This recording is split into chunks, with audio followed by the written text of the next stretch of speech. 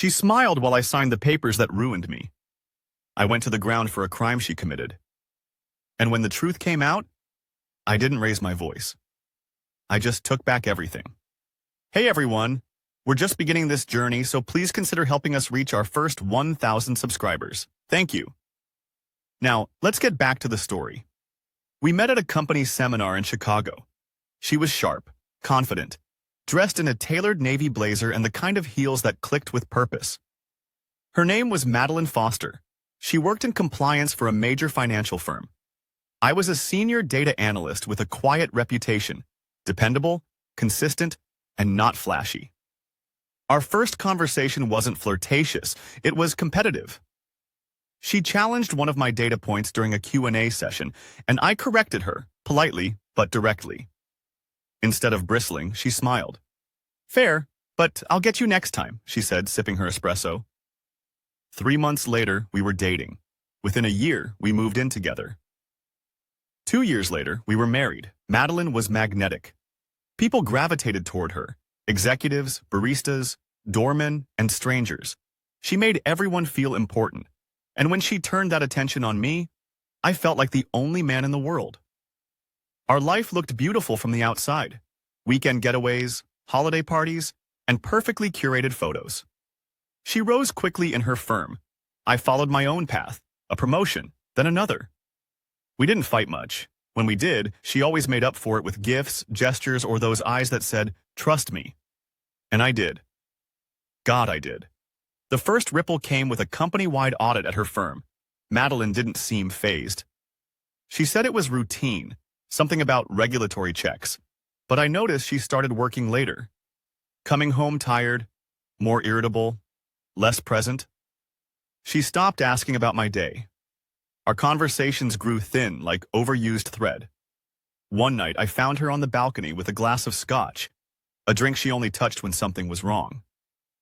Tough day? I asked. She nodded. Some idiot in trade compliance flagged a discrepancy. It's nothing, just annoying. I believed her, and just like that, the floor began to fall away beneath me. A few weeks later, she asked me to look over a file. Just a second pair of eyes, she said. Something's not adding up in our internal reporting. I glanced through it. Complex but familiar. A pattern of trades that looked off. I flagged one entry. This right here, I said. It looks like someone's inflating volume to mask misallocated funds. Madeline paused, then smiled faintly. Good eye. I didn't think about it again. Not until the call came, 6 months later. Internal affairs. They wanted to question me about insider knowledge related to a series of flagged transactions.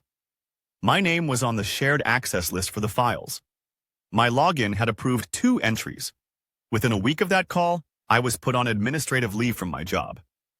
HR said it was pending investigation, but I could see it in their eyes, the way people looked at you when your name started to sour in their inboxes. Madeline was supportive, at first. It'll blow over, she said, rubbing my back. They've got the wrong guy. But 2 days later, a lawyer contacted me. Not mine, hers. In the interest of transparency and corporate cooperation, he said, Mrs. Foster has provided documents and statements clarifying her lack of involvement in the flagged transactions. It didn't hit me all at once. It unfolded like a bad dream. Her story aligned perfectly. Timelines, access logs, and explanations that conveniently shifted all liability onto me. The file she gave me to review had my login stamped on it. Twice. Someone had used my credentials, and she'd made sure I was the one holding the bag. When I confronted her, she didn't deny it. You said it yourself, she said calmly. You flagged the entry. Maybe you did it and forgot. Maybe you were trying to help me, I don't know. But they needed someone, and you were already in it. I stood there, stunned. So you just handed me over? You'll land on your feet, she said. You always do. That was the moment she stopped being my wife and started being my enemy. The investigation dragged on for months. My inbox dried up. Friends stopped calling. The company let me go quietly, citing restructuring, a polite way to erase me without a lawsuit. We still lived in the same house, technically, but we barely spoke. Madeline kept her schedule full. networking events, mentorship brunches, and I, with nothing left to anchor me, spent my days scrolling job boards and rereading emails that had once opened doors. My savings dwindled. The severance package was modest, not enough to last through an ordeal like this. One afternoon, I found myself staring at the walls of our guest room. 4 blank surfaces that had seen better things: visiting parents, holiday guests, hope. I had moved in there months earlier, and now it felt more like my cell than a bedroom. At night, I'd hear her laugh on the phone in the next room.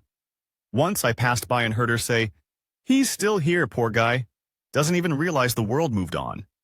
The shame burned deeper than anger. No one believed me.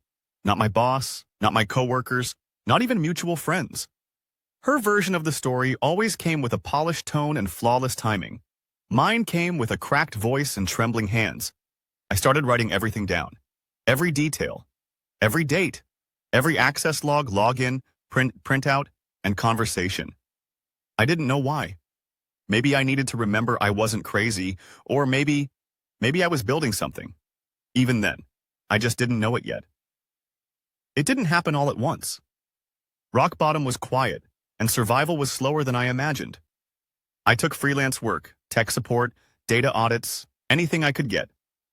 The money wasn't good, but it was something. Enough to pay rent when I finally moved out. I found a studio apartment 30 minutes from the city. It was nothing like the townhouse Madeline and I shared. Small kitchen, old plumbing, no central air. But it was mine. And no one could take it from me. I started rebuilding, one task at a time. Woke up early, went for walks, made my own meals. I shaved every morning, not because I had anywhere to be, but because I needed to remember I was still me. Then came the opportunity. An old friend from grad school reached out. He'd seen my name in the news back then, and while most people disappeared, he didn't. "I never believed that crap," he said. "And I need someone sharp, someone I trust. You in?" It was a small tech startup, nothing fancy, but it was honest. And slowly, I started feeling like a person again. The money wasn't great, but the respect was. And when someone finally said, "Thanks for catching that error," I almost broke down. Because for the first time in years, I was being seen for what I could do.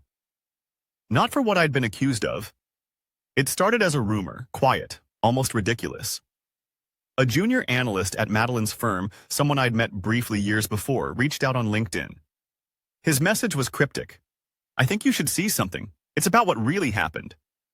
At first, I thought it was a scam, but curiosity beat caution. I gave him a call. His name was Ryan. Nervous but determined. He'd recently transferred into internal audit and stumbled across inconsistencies buried in archived reports from the same quarter I had been blamed for. "I shouldn't be talking to you," he said, voice low, "but I've seen enough. Someone forged your approvals, duplicated logins, time-stamped entries during hours you weren't even in the building." I sat there, stunned. Ryan sent me copies, encrypted, discreet. They were damning, not just for the fraud, but for the cover-up. Madeline had signed off on clearance logs that proved she had override access. Her digital signature had been scrubbed from the final report trail, but the metadata was intact. I forwarded everything to Vanessa, the only lawyer who had truly believed in me back then. Her response was immediate. "We have a case, a serious one." I stared at the files for a long time. Madeline hadn't just betrayed me emotionally. She'd orchestrated a takedown. And now, I had the proof to return the favor. Vanessa didn't waste time. She and her team pored over the documents Ryan had sent. They reconstructed the timeline, cross-referenced every login and signature, and when they were done, they had a report thicker than my old HR file, and 10 times more damning. We filed a motion to reopen my case, submitted new evidence to the compliance board and to her firm's internal legal team. Quietly at first, Vanessa was strategic. We weren't aiming to just clear my name. We were going to expose Madeline for everything. Word began to spread in whispers. Former colleagues reached out cautiously apologetic. My old supervisor emailed me one morning. "If what I'm hearing is true, I'm so sorry, I didn't know." And then the press got wind of it. It started as a blog post, one of those finance industry watchdogs, but once it hit Reddit, it blew up. People remembered my name. They remembered the story.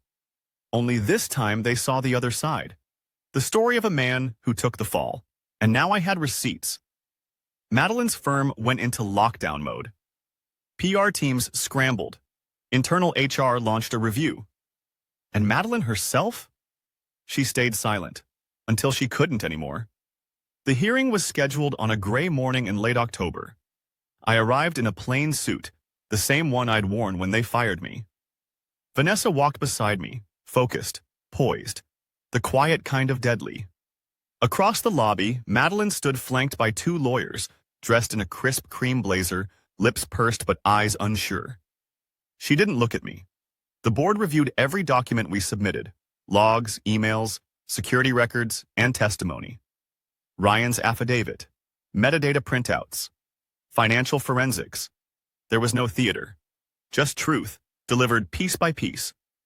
Madeline tried to maintain her poise as her lawyer questioned every submission. But cracks formed quickly. When confronted with the access logs she claimed didn't exist, she faltered. When asked why she failed to report discrepancies tied to her own account, she blamed internal confusion. When they asked why my credentials were used during hours I was verifiably off-site, she had no answer. Vanessa never raised her voice. She didn't have to. When the final witness finished, the silence in the room felt heavier than any verdict. The board took less than a week. Madeline was terminated immediately. Her certifications were revoked. A criminal referral was submitted to the district attorney. Civil action was pending. As for me, my name was cleared. Officially, publicly. When the decision came down, I didn't cheer, I didn't smile, I just exhaled. A breath that had been waiting 5 years to be released. After the trial, I went home alone, not to celebrate, just to breathe. The silence felt different now, not empty, just honest. I poured myself a glass of bourbon and sat on the balcony. Same suit, same city, but I wasn't the same man. The man who once bent over backwards to protect the wrong person was gone. In his place stood someone sharper. Someone still wounded, maybe, but awake.